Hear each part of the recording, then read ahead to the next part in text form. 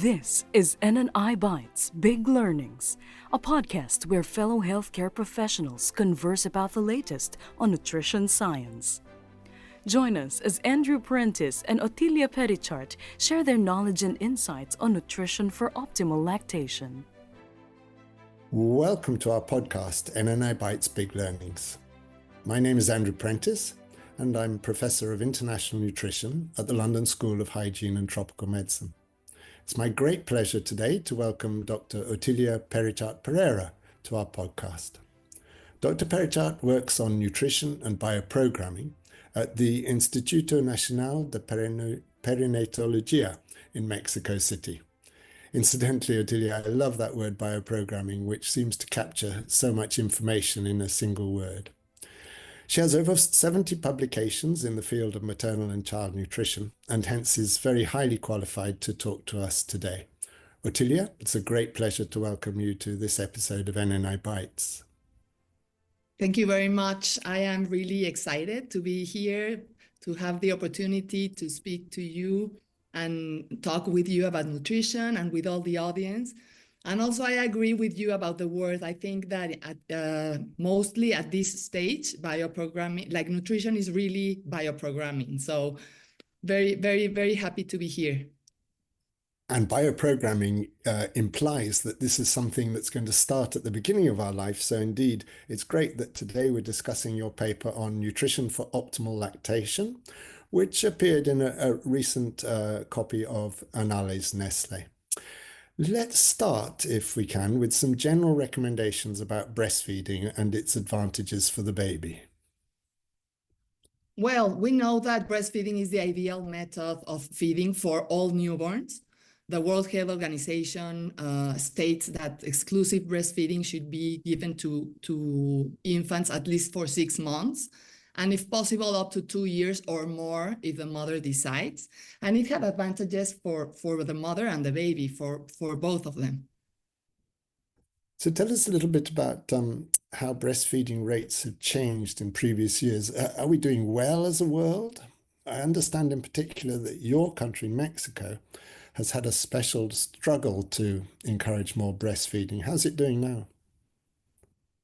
Yeah, well, in Mexico, we increased from 2012, more or less, to 2022 by 18%, the rate of breastfeeding, of exclusive breastfeeding within the first 6 months. But it's still very low. Like we have been struggling. It's 34%. 1/3 of women are really achieving this goal of exclusive breastfeeding within the first 6 months. And we are at 42% of women giving some type of lactation on the first year. And in worldwide, probably the rates are a little bit higher.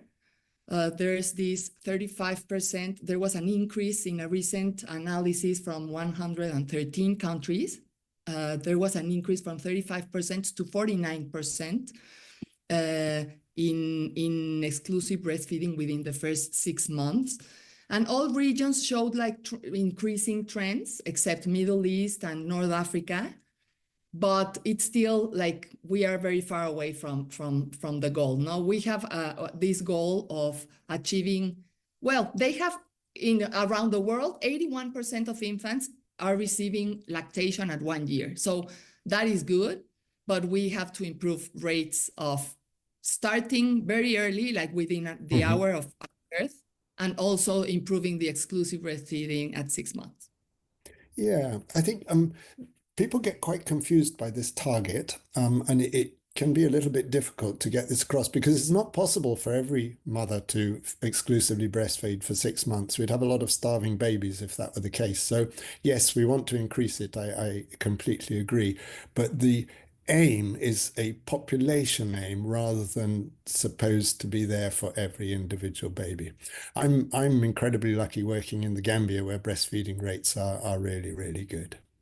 Yes. Now, before we move on to the specific recommendations for a mother's diet, permit me to just interject a general perspective that I think is so important concerning how human babies grow very slowly compared to most species. And the point here is that we've evolved to have this very big brain. And in order to allow enough time for that big brain to grow and be trained, evolution has slowed down the growth rates of human infants and young children. And what that means is that the stress on the mother is somewhat lower than in many other species. So I just thought I'd throw that in to help people to, as a sort of help people to understand that the stress of lactation is not as great as in many other species. And that, of course, impacts on the nutritional needs, which we'll now talk about. So, Otilia, let's start with the extra energy that a breastfeeding mother needs. Well, yes, many people think that probably they have to, like in pregnancy, eat for two, no? But no, really, the extra energy during breastfeeding is not so high. Recent estimations from the National Academy of Science establish that there is an extra energy need of 400 calories per day during the first 6 months for exclusively breastfeeding women. And this is considering the energy to produce a normal or the regular milk volume, and also considering a weight loss of approximately 600 grams per week. So you are considering there also the fat mobilization, the stores that were deposited during pregnancy. And during the second semester, it decreases a little bit to around 380 calories per day, considering keeping their weight stable. So it's around 400 calories we can presume. Yeah. So and this is interesting because what you've just described is that mums can get this extra energy either fully from increasing their diet or fully from using their body fat stores, which nature has sort of built up in pregnancy as a buffer for lactation, or a combination of the two. And normally it would be a combination of the two. One question that's often asked is, is breastfeeding a good way for me to lose weight after having a baby? And as far as I'm aware, it's not. The evidence is that it's not necessarily a good way. You also have to modulate your food intake. And the problem, Yes. Yeah, go ahead. Sorry, like you don't want to promote like restriction, no, because you're really have high needs for many nutrients and you don't want to promote restriction. But the process of lactation really will get you to recover your progestational weight. That should be the normal, to not retain weight postpartum. That will be the goal. Absolutely.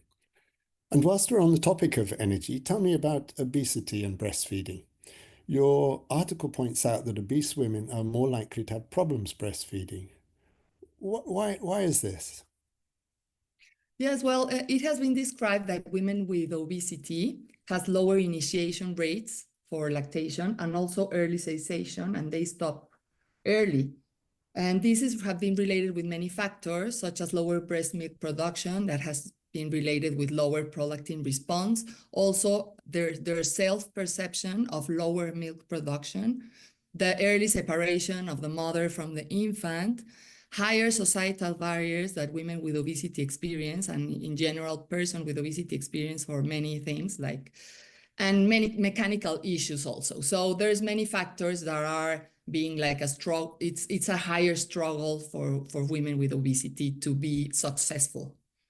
And on that final point, the mechanical problems, which would include things like inverted nipples, I think getting assistance from an expert breastfeeding counselor can be so important to help to get over that. Counseling is really key, I think. And it hasn't been like it's not a systematically implemented thing in many countries, like regular counseling for lactating women. So I think that counseling really helps. They have been studying around the world and also in Mexico. When you ask me about the struggles, one of the factors that have been reported to be a barrier is that there's women without counseling or without any education or support, they will like cessate or stop lactation before people that receive really this support in any kind. Yeah, we need to get back to the topic of nutrition, but from my personal experience also, to have the assistance of a really expert counselor. My youngest child was born very premature, and it was really difficult for her mum to establish breastfeeding, and we were greatly helped by a counselor. Now, let's get back to nutrition though. Let's turn next to protein. How much extra protein does a mum need? Well, the additional protein intake for women during lactation is around 25 grams per day, additional from the requirements of a non-pregnant or non-lactating women. That represents approximately 1.3 grams per kilogram of weight. And it has been estimated, like if we go like more specifically by semester, like the first semester will be plus 21, 23 grams per day, and the second semester plus 14 grams per day. But in general, it appears that with 1 grams per kilogram of weight per day appears to be okay to conserve or preserve skeletal muscle and also to maintain milk production. So it's really not that high. No, it's not very high. And also what you're describing there, those numbers are the projected, the recommended increase above what a non-pregnant, Yes. non-lactating woman should be taking. And what's true, especially in many high-income countries, is that most mums are actually consuming more protein than they need. So actually in lactation, a lot of mums don't need to even think about increasing their protein. They just carry on eating well, eating healthily, and Yes. everything will be Yes. fine. Now let's turn to fat, and especially your thoughts, please, around some of the long-chain polyunsaturated fatty acids and their needs. Yes, well, total fat intake recommendations during lactation are really similar to what adult women, like to the recommendations for adult women or for pregnant women. Like we should eat 25 to 35% of our energy from total fat. When we speak about fat, it's very important to look at the types of fat. So also for all women or for adult women, limiting saturated fat is important to 7 or 10% of the energy that we consume.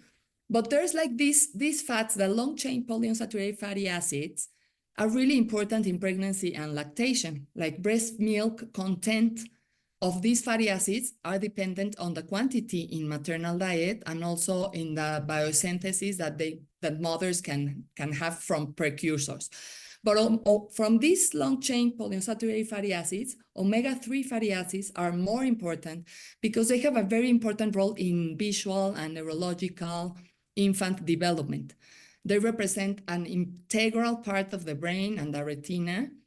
And these fatty acids are essential, and we need to obtain them from the diet, specifically from marine sources, fish, seafood, and also some nuts and seeds may give us some omega-3, but there's very high need and requirement. The requirement is increase of docosahexaenoic acid, DHA, and also EPA since the second half of pregnancy and during the first 18 months of life. So this is a window of very fast, like bioprogramming, what we were saying, like very fast, accelerated changes that we have this high plasticity, cellular plasticity. So we have a higher epigenetic changes, a lot of, so this stage, particularly for this neurological function and visual, it's very important.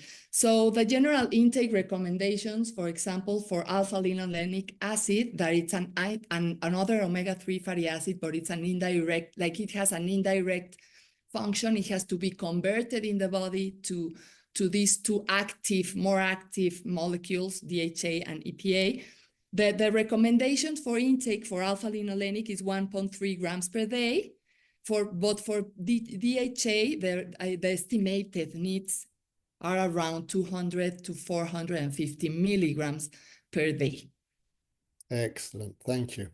Now, finally, then, we must move on to vitamins and minerals. Now, of course, there are many of these, 28 or so there's no way we can possibly go through them, and our time is running out. So instead of trying to go through them, let's ask the question, first of all, that readers should look at your paper if they're particularly interested in this and any of the exact minerals and vitamins, and your paper will be available on the NNI website and the app.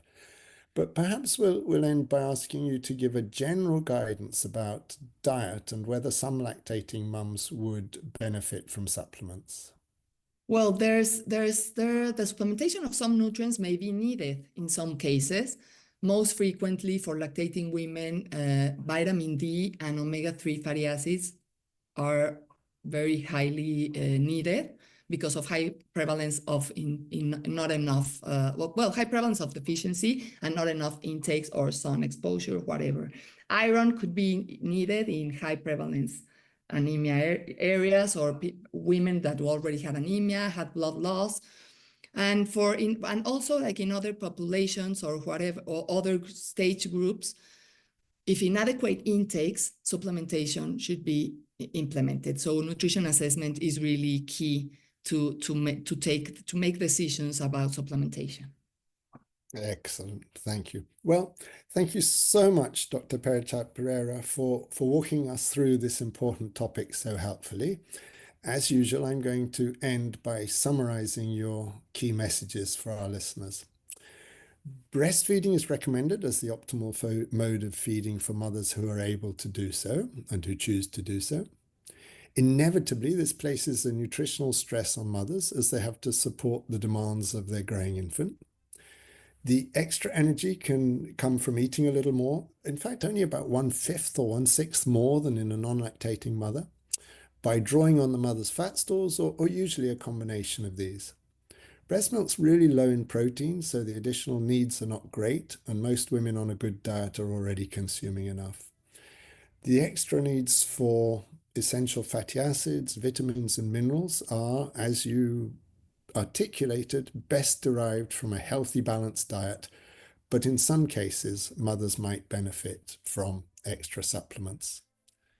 Otilia, once again, I thank you for sharing your experience and wisdom with us, and I wish you all the best for your future research.